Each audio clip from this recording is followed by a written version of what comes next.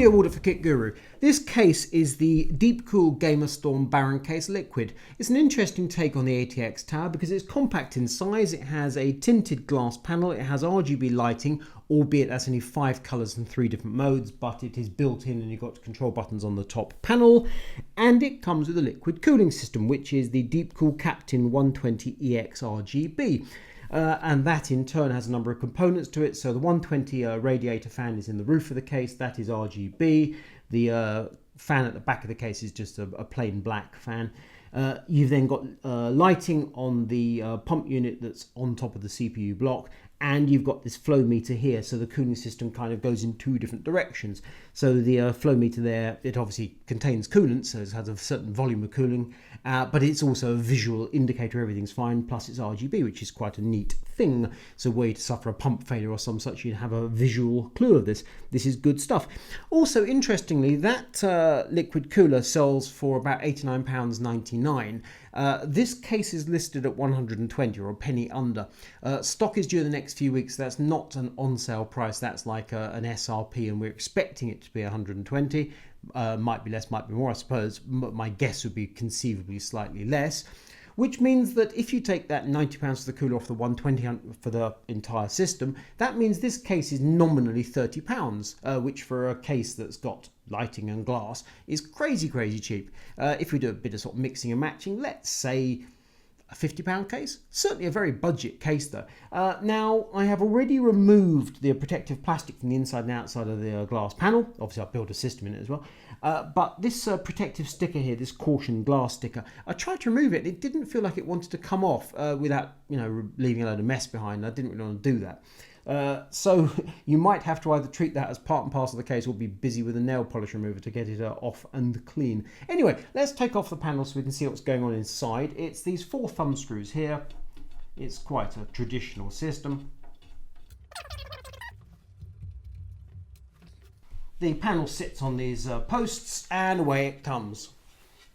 And as we can see inside, it looks relatively conventional, until you notice there's no power supply at the bottom.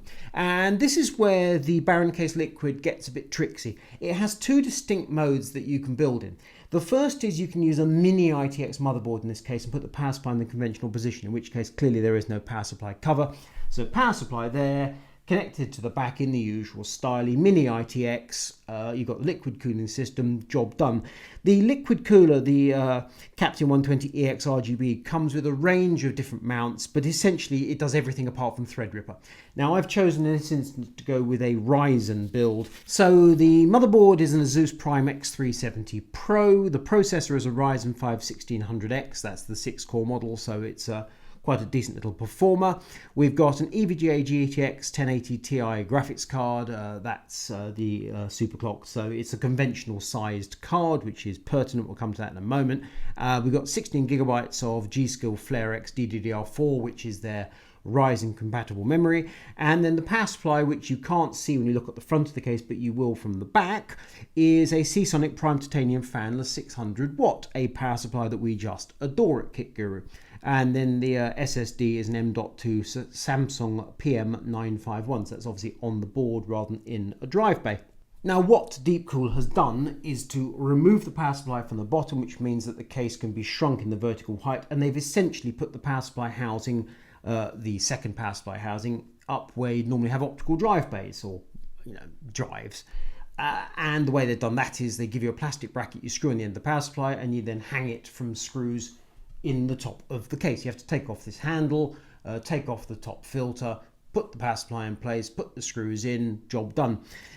Fitting it, installing the power supply is not the most complicated thing, albeit there's an element of holding the power supply with one hand while you're putting screws in from the top. It's not the end of the world, but clearly it's easier when it's just sitting on the bottom of the case. That's just obvious. But there are a couple of consequences. So the one is that you have to have a pass-through cable from the standard rear position. So the power cord goes in here, and you then have a pass-through cable going from there to your power supply in the front. So there's that cable to accommodate. You also have to ensure the power supply has the rocker switch flicked on, otherwise the system ain't going to work. It also means you don't get a rocker switch on the back of the case in the usual way, so you're working either by yanking out the power cord or controlling it at the main socket. These are not big deals, no, this is not, but they are factors to consider because they're slightly different to the usual thing. And then you get the fact that it means all your cabling, instead of being here or hiding it in the back, you're putting it instead in the front. That's a little bit peculiar, it's unusual, but it's certainly not the end of the world. But it does mean that when you come to install your graphics card, you have to remove this little mid panel here from this sort of angle cable management plate that Deepcool uses. And then before you can install a full-length graphics card, you have to make sure the power connectors are hooked up, because that might be a bit awkward once the card is in place. But the thing I found that was the most unusual in this build was I had to make sure that the two tubes, they're more tubes than hoses, that go to this flow meter on the front, because they're going from there around the front and to there, I had to move them out of the way before I put the graphics card in place, because I did not want any risk of the graphics card pinching. That would clearly be a very bad thing. So wasn't difficult, but it took a few minutes, purely because it's different to the normal build.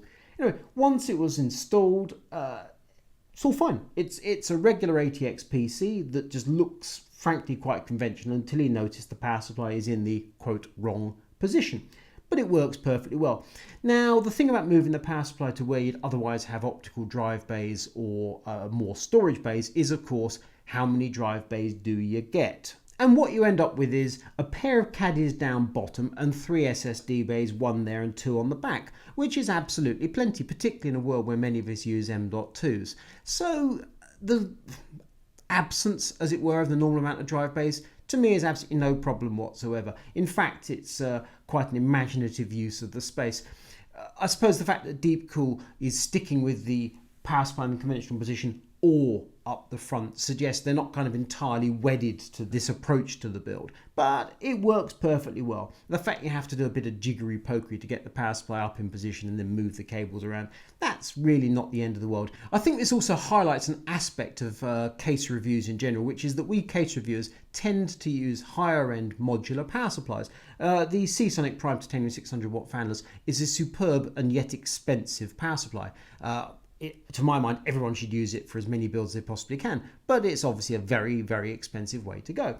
If you're using a more budget power supply that has captive cables rather than modular, for one thing, it means that the cables are physically shorter. You don't have that block of connectors, so the power supply cable setup is smaller. Generally speaking, the power supplies themselves are quite small, and it's easier to route the cables. They tend to be more, how can I put this, floppy. That's just a fact of life. So it makes sense to use a budget power supply in a budget case. However, I've used a high-end power supply in this budget case. And that takes us towards the view of who is this case for? And I honestly don't think that it's actually really for kit guru readers stroke viewers. To my mind, this case is for your friend. That thing where you're asked to build a PC for a member of the family or your grandmother or some such so they can surf Amazon. And I don't think it's for them at all. In fact, I think it would be a very strange system to build for your grandmother. However, if you have a friend who's looking to build a PC, they want to play games and such like, and they know they want RGB and glass and liquid cooling, and yet it's going to be quite expensive to source those components separately. An enthusiast case, after all, would kick off at £80 typically. Then you've got the liquid cooler, you've got to put it in and such like. The idea that this system arrives with the liquid cooler installed, with the cold block and the pump unit secured to this dummy ITX motherboard, I think is a really neat idea.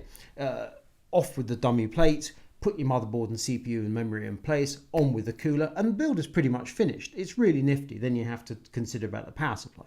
But I think that friend of yours is going to be very happy. Now, here's the thing. That friend of yours who wants that advice about that system, I think is probably going to lean on you to build it. In which case, you're going to ask yourself, how easy am I letting myself in for hard work? And it's perfectly okay to build in. The quality of the steelwork and such like is not the brilliant. It's just not fabulous. I mean, I had to work to get the drive caddies out, for example. But it's perfectly okay.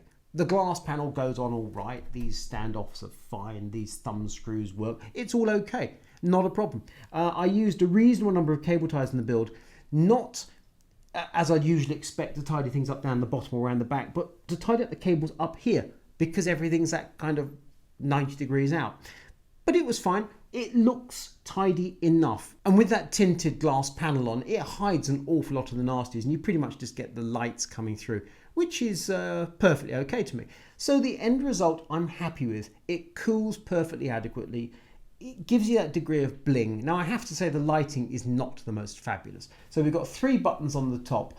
We've got a mode button, a power button so you can turn the whole thing off, and we've got a color button. And there are 5 colors, and you can either have them on static, breathing, or you can put it into a cycle, and that's it. I mean, really, as lighting goes, it's about as basic as it gets, but it does mean you can have blue rather than red rather than green. There are signs that deep coolers cut the price here and there by cutting back on materials, which is no great surprise. There are certain bits and pieces that are actually slightly more substantial than you might expect. So the handle on top, it's basically a piece of folded sheetwork, but it's very sturdy and perfectly decent for carrying the PC around. The front panel is steel. It looks quite Fantex Eclipse-esque.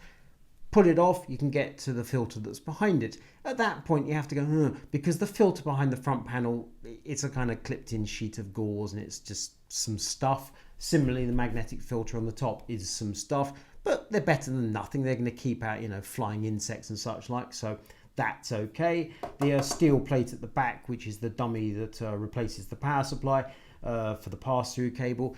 When you pull on the power cord, it kind of flexes a bit, but realistically, how often are you going to do that? There is the fact that because of the compact nature of the case, you've only got 5 expansion slots for this ATX motherboard. That's not the end of the world. Realistically, if you're looking to put 2 thunderous great graphics cards in a PC like this, plus some extra expansion cards, you're looking at the wrong case anyway. So I can't lose sleep over that, but it is something to consider. The front panel has USB 3.0s, but it doesn't have Type-C. That's no surprise whatsoever. So it's a budget case that's got a degree of bling. It works, it does a thing, it has a novel layout. As to whether you'd actually buy it because the power supply is up the front, I don't think so, not for a second. I think you'd buy this case because it's compact and can accommodate an ATX motherboard in a case that looks like it ought to be micro ATX. And that's no bad thing. That's a perfectly reasonable reason to buy it.